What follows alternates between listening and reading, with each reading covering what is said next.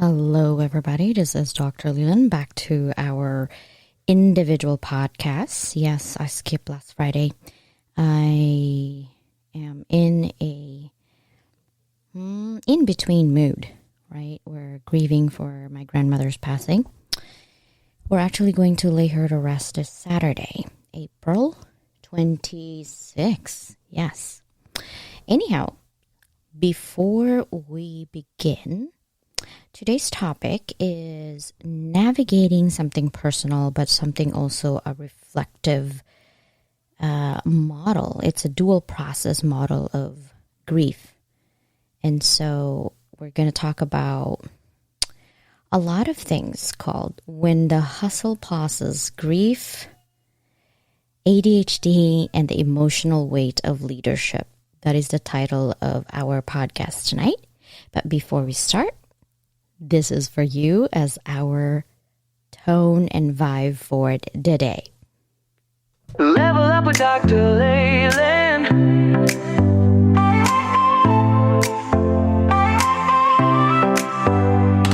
Step into the future, the world is waiting now. Dreams are in the making, we'll show you how. From the books to the screen, from the stage to the stars. Level up your game, let's raise the bar. Innovation, inspiration, it's in our DNA. Breaking through the limits, we're paving the way. Level up, reach the sky, take the lead, don't be shy. Your story's worth it, your light will shine. At Level Up Academy, it's your time. Oh, it's your time. I love that song. I've created that song. Anyhow, so let's go ahead and move on to our podcast today. Again, the title is When the Hustle Pauses, Grief, ADHD, and the Emotional Weight of Leadership. Today's episode is personal. It's raw. I'm speaking not just as a business owner, but as a human navigating grief. And doing so while managing my ADHD and all of the other aspects of responsibility called life. Why this matters? So many entrepreneurs are silently pushing through personal loss, chronic mental fatigue, or neurodivergence, period. We show up, we lead, but what happens behind the scenes matters even more. If you are listening to this, I'm inviting you. If you're in a season of grief or chaos in your life, or supporting someone who is, this episode is for you. Let's normalize what it means to lead while healing. I'm sure you all can relate. Understanding grief in the entrepreneurial world. How do we normalize the experience of grief for leaders? Business culture often pressures us to bounce back, to have 3 days and then you're supposed to be back to normal. But grief doesn't have a deadline. It steals your moment of silence into chaos. The dual process model of grief that I was talking to at the very beginning is from Strobe and Schott. They basically said, hey, grief is not linear. Leaders oscillate between focusing on the loss and, of course, our everyday tasks. If you're a parent, shout out to you out there. You still have to do life while grieving. Sometimes we don't have time to grieve. We just mosey on, business as usual, because our culture is all about bouncing back. One moment, I'm reviewing invoices. The next, I'm crying over a memory. The next, I'm laughing while tears are running down my face. Let me tell you something. If you're going through that, that's normal.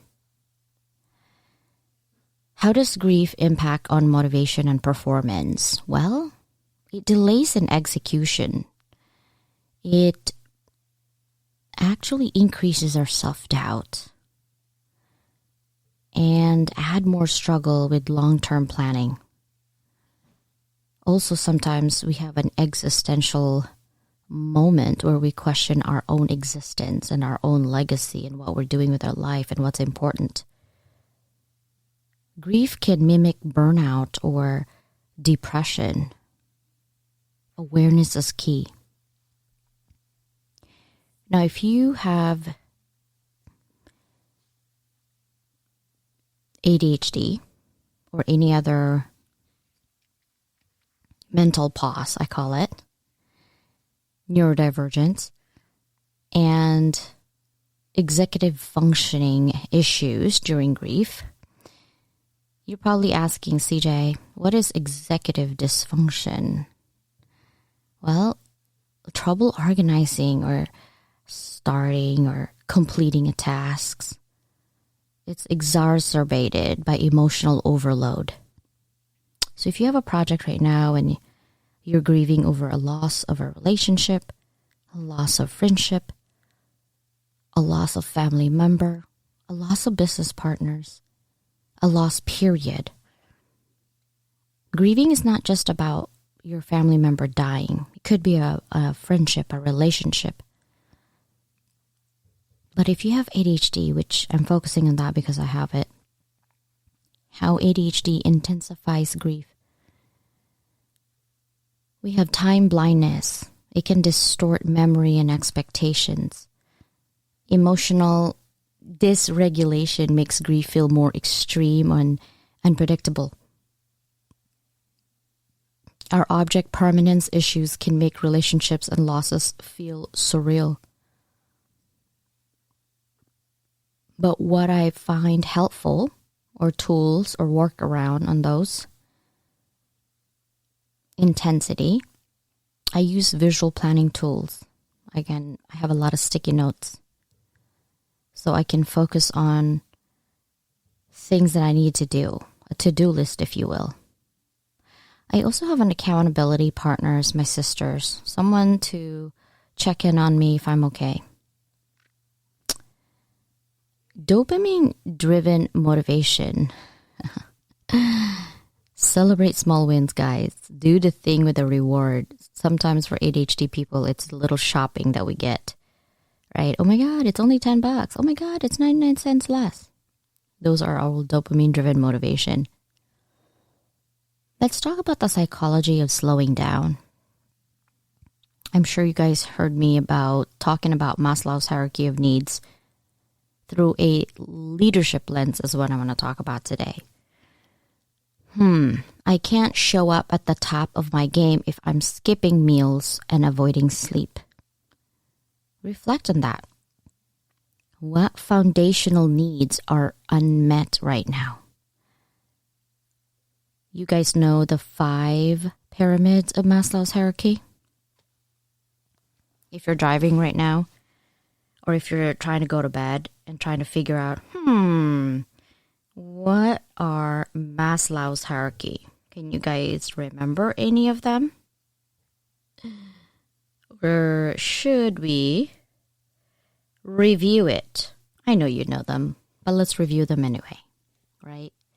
There are 5 levels of Maslow's hierarchy of needs. The basic, the very number one, the very first is physiological needs. This is called your basic needs, like food, water, the air you breathe in, sleep, your shelter, clothing. These are essential for survival and must be met first. Once you have that, then you do this step 2 or level 2. This is called the safety needs. This is security needs. Personal security, financial security, health, and well-being. Once your physiological needs are satisfied, people seek safety and stability.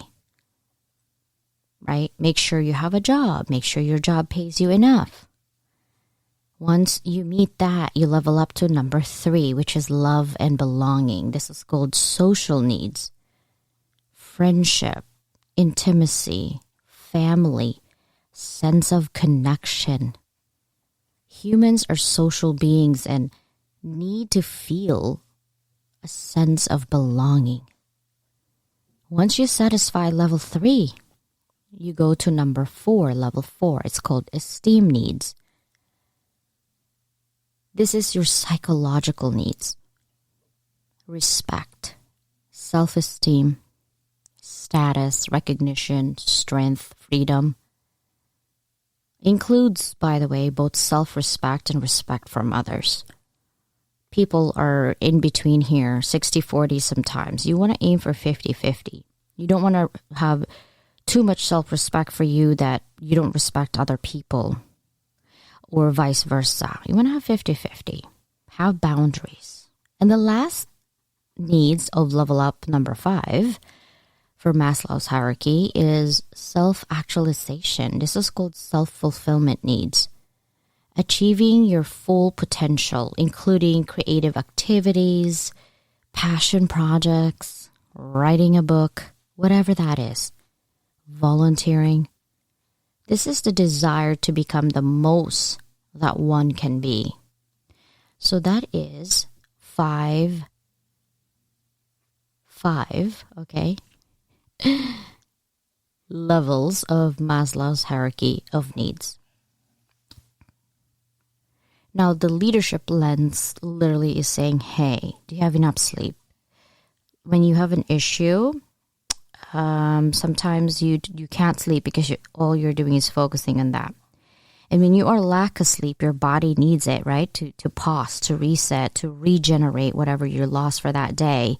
And if you don't have enough time to regenerate whatever you lost, you're literally walking in fumes and you're going to be on auto mode, right? Because your body needs sleep, craves sleep. So you go on auto mode. Have you ever, done something? You're like, okay, I got to go home. Then I got to do this, this, and this. And then on your way home, you went straight home and then did something. And then you forgot to pick up the kids, or maybe you forgot to pick up a drink or a food platter, or whatever, because you're on auto mode. Sometimes you drive home and you don't know how you got there. Sometimes you're like, whoa, I'm home. I don't remember.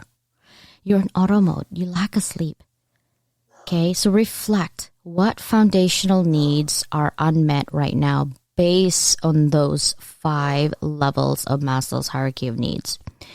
Now, the window of tolerance, this is from Dr. Dan Siegel. Hyperarousal. This is constant anxiety and panic and overwork. You're wound up. You feel like everyone is against you. Everything seems to be falling apart no matter what you do, right? There's hyper arousal and hypoarousal. Now, hyper, Hyper, that is the constant anxiety, panic, and overwork. Hypoarousal is the fatigue, the zoning out, the procrastination. I'll do it later, right? What are some of the tools to actually combat these things? What I do is I journal. I do some grounding work. I do some routines with flexibility. I walk away, walk my dogs, play video games for a couple minutes, and then come back. Make sure you have your alarm. Otherwise, you'll be scrolling your game for 2 hours. You're like, wait, I lost 2 hours? That happens to me too. Now, emotional resilience isn't always productive. You need self-compassion. Now, self-compassion theory actually was written by Dr. Christine Neff. She stated that you need to treat yourself as you would a dear friend. We are so eager to help a friend be kind, be empathetic, be caring, be loving. But somehow we can't treat ourselves like our friend. We always put ourselves last. We feel guilty when we even indulge on something.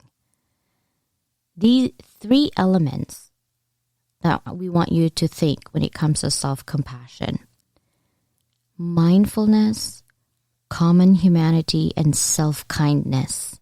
And you're probably going to say, Dr. Leland, CJ, you talk about mindfulness. What does that exactly look like? Because mindfulness is a big word. It's a buzzword, but it means different to different people based on their action. Mindfulness is a practice of having fully be present and aware in the moment without judgment, right? What is the core principle of mindfulness, guys? It's awareness. Nothing that you do tomorrow that you can't change today. Meaning if you did something today and you change it a little bit, tomorrow will be different. Noticing what is happening inside and around you. Some of the examples is going to the mall and sit there and just watch people. Be present. Don't be on your phone. Watch how families interact. Watch how people, which store they go into. Watch how many bags that came out from the store and how many they buy. Spend 20 minutes and you can literally assert based on that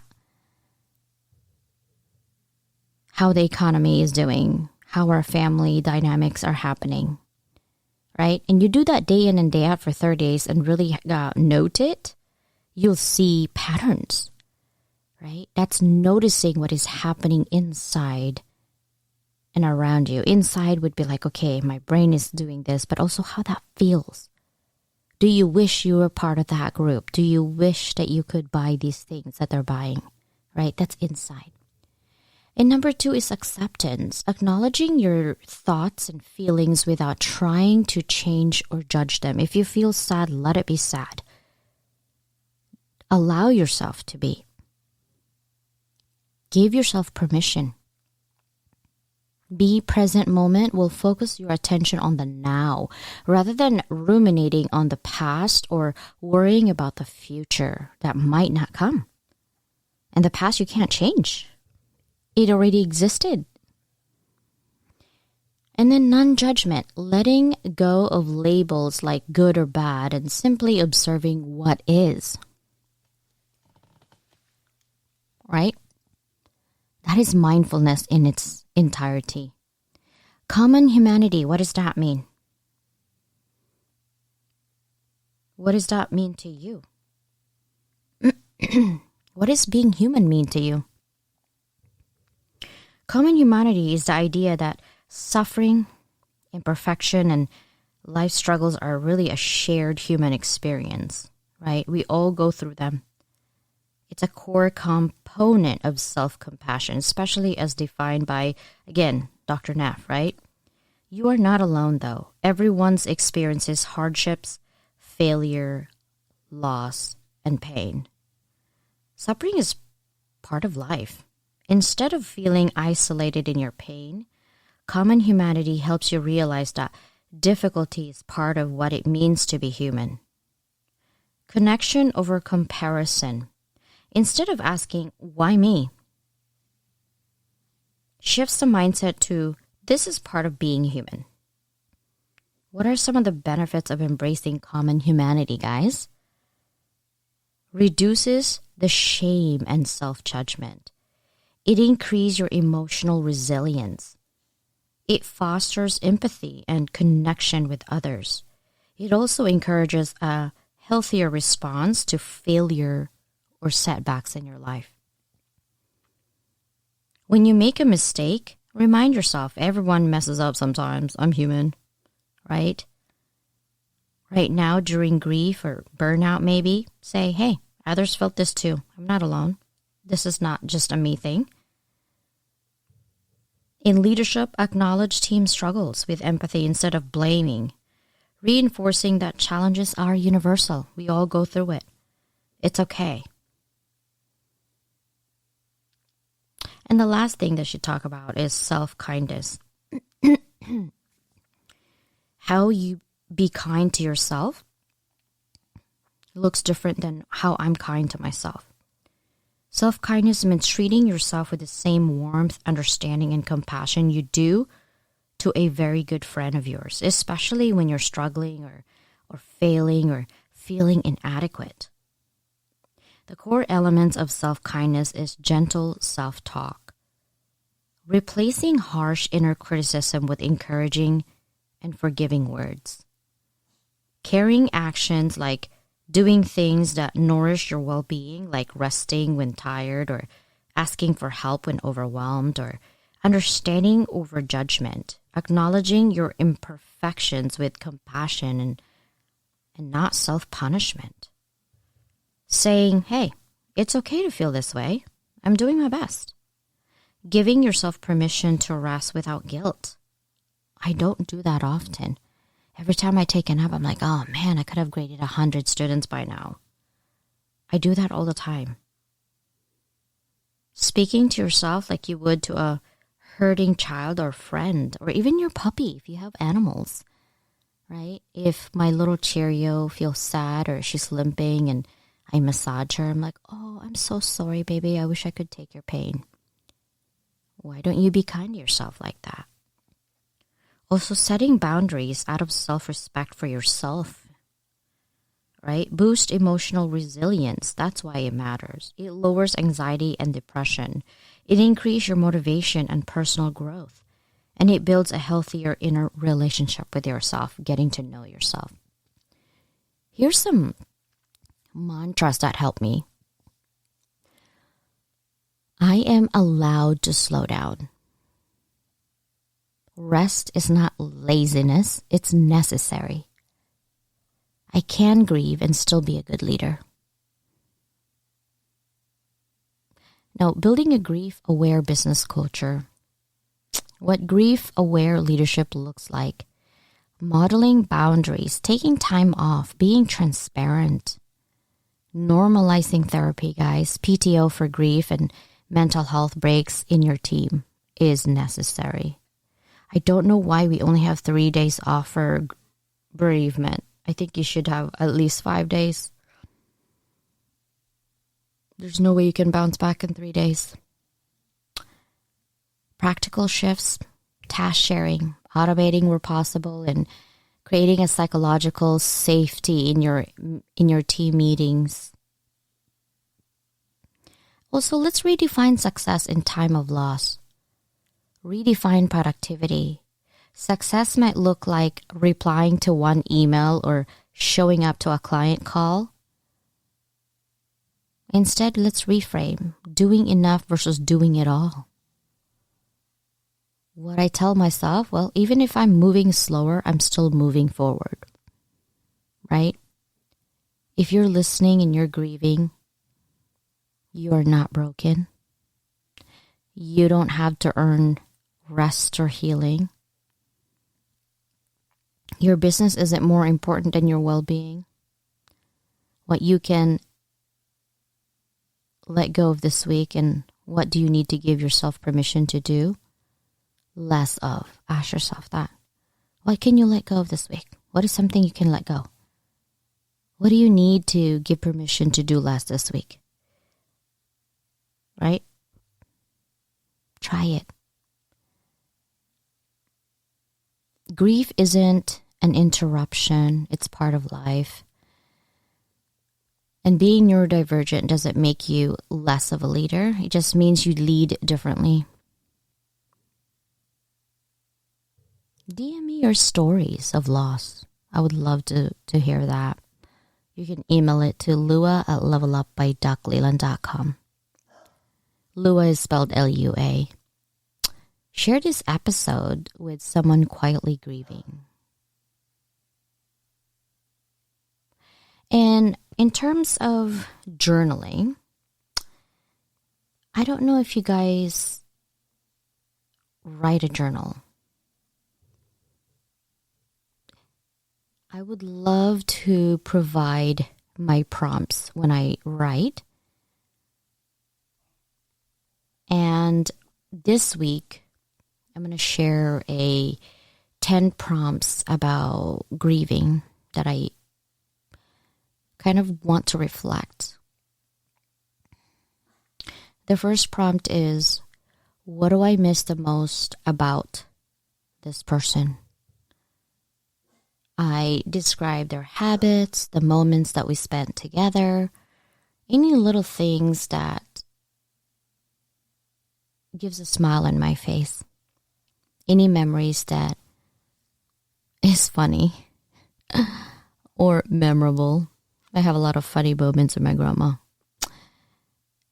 Number 2, what emotions am I feeling today? And where do I feel them in my body? Most of the time, I feel them in my shoulder. It's heavy. Or I get a little tension headache. And I hope and pray to God it's not going to turn into a migraine because it gets bad for me. I also get heavy on the neck. It's like a lot of tension. And then in my back, right? So I reflect on those. I give myself space to process any type of regret or unfinished conversations. That's my third prompt. What do I wish I had said or done differently? Number 4 is, how did this person impact my life and who am I today? Reflect on the legacy of love and influence they left behind. Number 5, what does grief teach me about love, life, and connections? Explore the deeper meaning behind the pain. Number 6, how can I honor their memory in my daily life? Think of rituals or traditions or acts of service that keep them close. Number 7, what are three things I'm grateful for about the time we shared? Use gratitude to shift from pain to remembrance.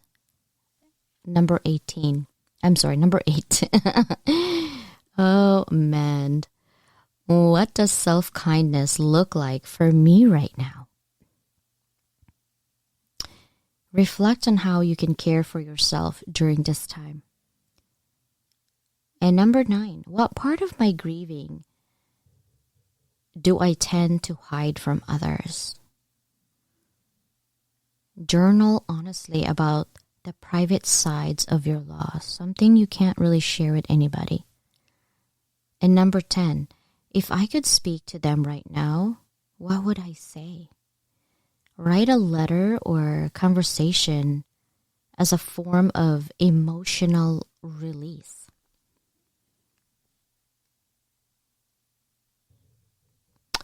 Those are the 10 prompts that I've been working on this week as a personal journal. Now, when you're a leader, if you're a leader in your industry or your community and you're grieving, it's a powerful and often overlooked topic for leaders. Leaders are expected to stay composed, guide others, and keep it together, even in the midst of personal heartbreak. But the truth is, leaders grieve too. And acknowledging that can create a more human, resilient, and connected work culture. You don't stop being human just because you're in charge. Leadership doesn't require emotional numbness. It requires emotional honesty. Grief doesn't follow a schedule. Deadlines, meetings, and responsibility continues, but so does the ache. The challenge is navigating both with grace. And number 3 is vulnerability doesn't weaken leadership. It depends on it. Sharing your grief appropriately builds trust, empathy, and psychological safety within your team. Grieving leaders model self-care, guys. When you take time to heal or set boundaries, you give your team permission to do the same when they need it. There's strength in asking for support. Great leaders don't carry everything alone. They know how to reach out. These are my tips if you're a leader. Well, I'm going through this as well. Obviously, it's going to look different for you, but this is what I have done for myself, and I would love to share it and hope that it helps you. Communicate clearly. Let your team know what you're facing and what you need. Delegate where needed. Empower others to step in during moments you need to step back. Practice self-kindness. I cannot overemphasize it. You're not failing by grieving, you're feeling, and that's courageous. Honor your energy. Some days will be heavier. Adjust your expectations and protect your peace.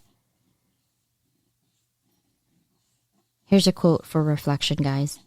Grief is not a detour from leadership. It is a deeper path to authentic connection.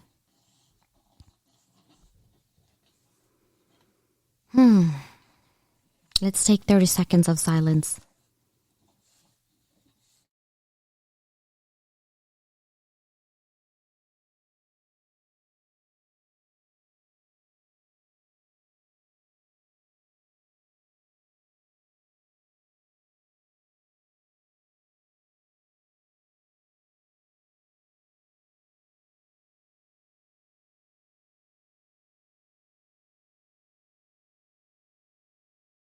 Okay, maybe that's more than 30 seconds. That feels uncomfortable for you. It's called peace. It's called pause. Pause your brain a little bit. Now, as we wrap up today's episode, I want to remind you, if you're navigating grief, living with ADHD, or simply trying to lead through a season that feels too heavy to carry for whatever reason, you are not alone. You are not behind. You are human, and you are not broken. Being human is enough. Leadership isn't about always being strong. It's about being real. And sometimes the most powerful thing we can do is give ourselves permission to pause. Breathe.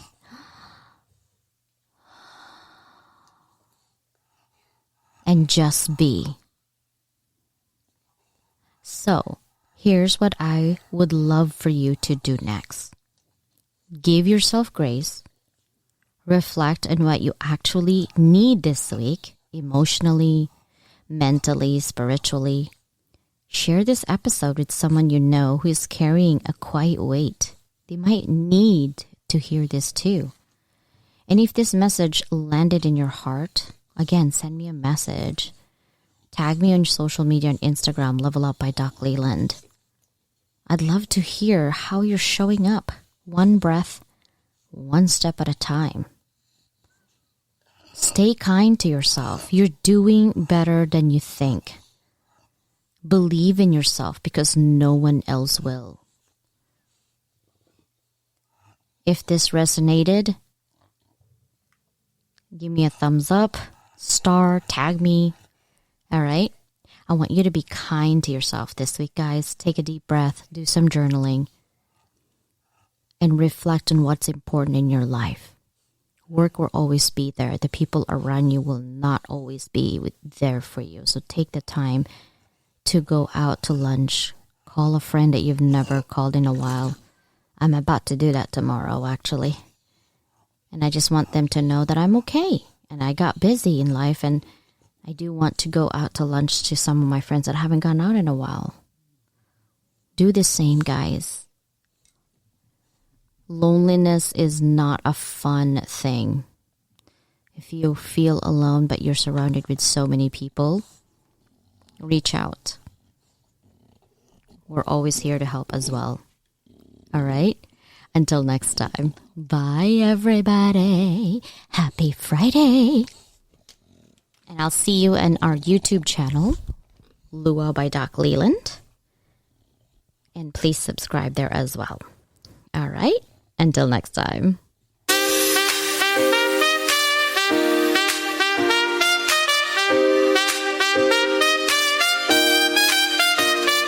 Level up, it's time to rise. Unlock your potential, reach for the skies. Transform pain to purpose, find clarity and strive. With Dr. Leyland leading, we stand side by side. Collaboration fuels us, together we thrive. At Level Up Academy, your dreams come alive.